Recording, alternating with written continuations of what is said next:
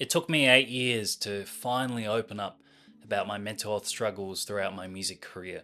So, today in this video, I'm going to talk about my struggles openly, and I hope that it gives you a little bit of belief, a little bit of reassurance to know that you are not alone in your struggles, and maybe even give you the words and language to try to express and open up yourself. But before I do that, if you're new to this channel, my name's Brian Zhang. I'm a guitar player and music teacher from Sydney, Australia, and I've been a professional musician for 10 years. And throughout that time, I've had depression and I've struggled with my mental health. So now I talk about it and write about it in order to help other artists and musicians in their own mental health struggles so they know that they're not alone in their journeys. So there is a reason why it took me so long to open up about my mental health struggles. And I know so many musicians and artists and creators who feel the same way as I do.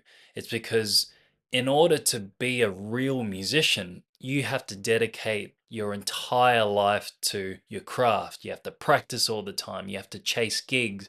You always have to be writing. You have to be living, breathing, and sleeping music, eat music. I'm not sure how you do that. Maybe even drink music. And as musicians, we're never taught how to actually take care of ourselves, let alone brush our teeth. And I thought that's all I had to do. And if my music was good, then my health would be okay. And I was diagnosed with depression at the age of 17 when I started my professional music career just out of high school. And whenever my depression started really affecting me, when I was in a really dark place, I would always tell myself, hey, that's okay. If I can pick up my guitar and play a song, and maybe I'll go to my lessons or I'll go to that gig next week, things will be okay. If I have a good lesson with my students, if I have a good gig, if I write a good song, if I practice well, things will be okay.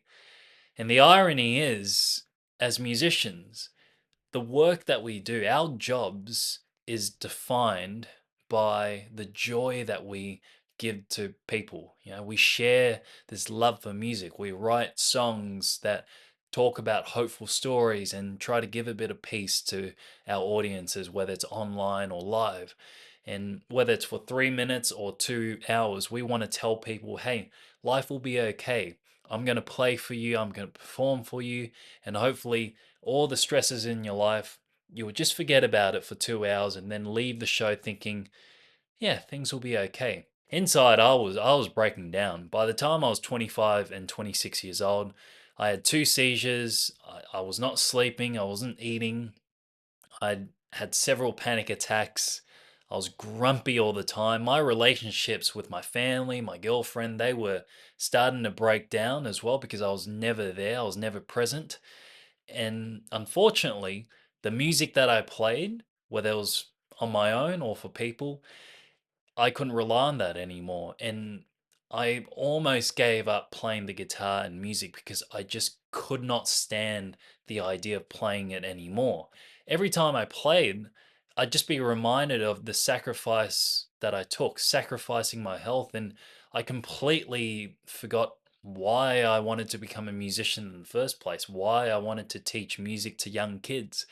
I hated it. And I'd go home, my mind would be deteriorating, my body would be breaking down, and I couldn't sleep, I couldn't eat, and I'd cry, I'd have suicidal thoughts, and life was just spiraling out of control. And this thing that was meant to supposedly give me so much joy was bringing so much pain to me. You know, the first time that I tried to open up about my mental health, this was back in 2021. I opened up to my jazz teacher, and he grew up in an era where you just don't talk about mental health. You know, if you had mental health struggles, then you'd be sent to the psychiatric ward.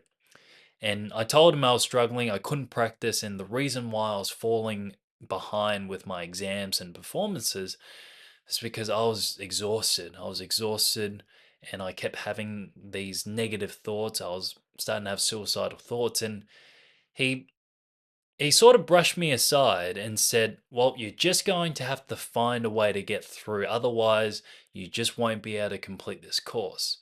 Now, at the time, I was shattered because this is a guy I respected so much, and I respected him for the experience he had as a jazz guitar player. I enjoyed my classes with him, and I saw him as this sort of father figure. But at the time, I was furious with him, I was shattered. Now, when I look back, I understand why he said what he said because he just didn't know how to respond. So that's when I realized if I want people to understand what I'm going through, I need to find a way to communicate in a way that they would understand. And this is not just for musicians and artists who are struggling, but those who don't quite understand what it means to have depression or to be severely burnt out, to have panic attacks or anxiety. So instead of being angry and quiet and swimming in my thoughts, that's when I started making videos online like this. And that's when I started writing about my mental health struggles in my newsletter, The Mental Musician. And it all started with just me sharing moments where I was in my darkest times, what would go through my mind when I had suicidal thoughts, and the experiences that I had as a musician that contributed to my anxiety, my burnout, and depression. Things like not getting paid for gigs, or struggling financially, or never feeling like I was enough, or being heavily criticized for putting in so much effort. Funnily enough, I was a bit worried about the reaction. I was prepared for a lot of backlash and a lot of my students, parents, and people online saying, stay in your lane, just get on with it. What do you have to be sad or depressed about? You don't have a real job. But that reaction didn't really happen. The first few subscribers I had to my newsletter, they would email me back and say, thank you for sharing your struggles. And I got these long, long emails with people sharing their own struggles and going very deep. They wouldn't just say, I have depression too. They would tell me what they were going through, when they had suicidal thoughts, some of them telling me about their suicidal attempts, and how they survived them and the aftermath of surviving that. And it was so reassuring to know that there were people out there that had gone through what I was going through, and I could talk to them and they would understand what I was going through.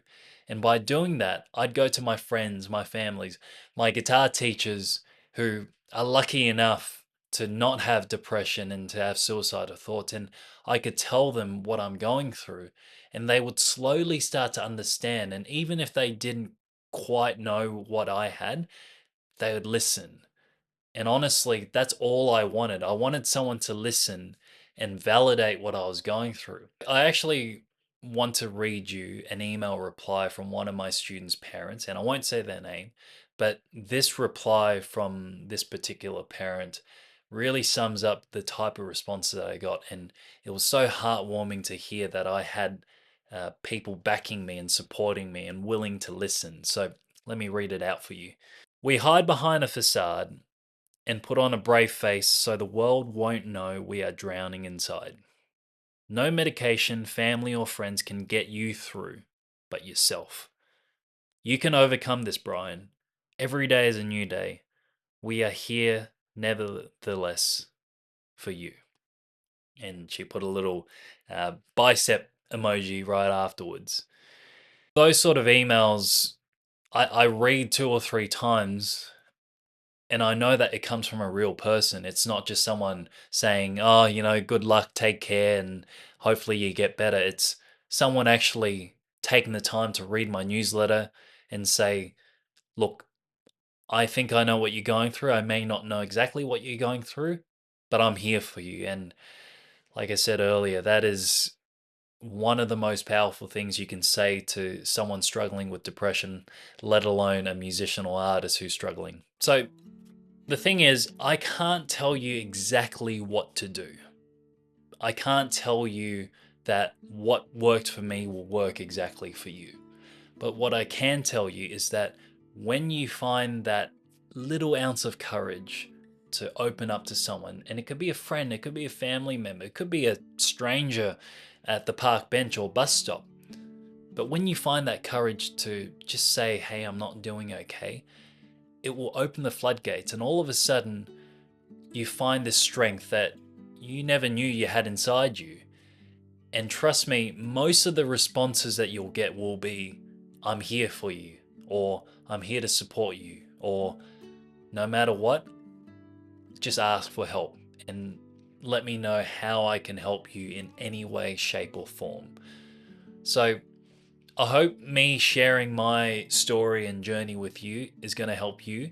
I know a lot of musicians, artists, and creators, especially here on YouTube, are going through something similar that I have gone through. And if it's any consolation, I'm living proof that opening up is going to help you. And I still struggle with my depression. I still have some very dark days, but the more I talk about it, the more I feel this weight and pressure lift. And I know that the more I keep talking about it, life will be okay. And perhaps maybe the music will be okay as well. So I hope you found this video helpful, comforting, and if you do, please give it a like, subscribe, and I'd love to hear down in the comments if you're struggling. Share your story, please. This YouTube community, there's a lot of creators here who will be going through the same thing that you are, and I believe that if you share your story, you're going to have someone say, hey, me too. Hey, let's connect, let's support each other. And also, if you have a friend or family member, fellow musician, who's struggling, please share this video with them and hopefully it helps them. All right. Thanks guys for watching. I really appreciate it. Take care of yourselves and I'll talk to you in the next one.